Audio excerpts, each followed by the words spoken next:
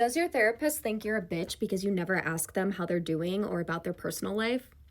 No. No, we don't think that. And to be honest, when I go to my own personal therapy, I rarely ask my therapist how she's doing or anything about her personal life or like how her vacation was or I don't know, just like anything that I might know about her. And that being said, I think it's worth getting curious about, like why we don't do that.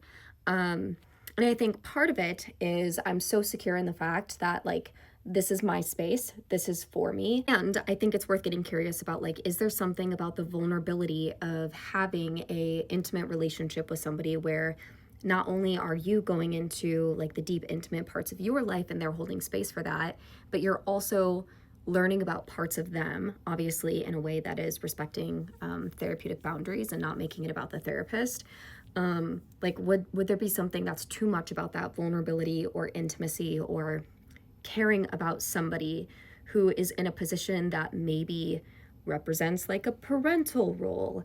Like if vulnerability with a parental figure or caregiver figure was not something that you ever had, and like maybe that led to developing like avoidant attachment, is that being played out in the therapeutic dynamic? And is that part of why you don't ask about them? But no, not asking your therapist about themselves, that doesn't make you a bitch.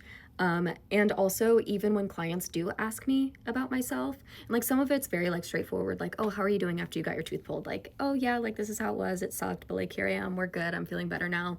And some of it is like when they ask maybe about other things that are a little bit more vulnerable, again, obviously with therapeutic boundaries, I always redirect it back to what is it like for you to know this about me?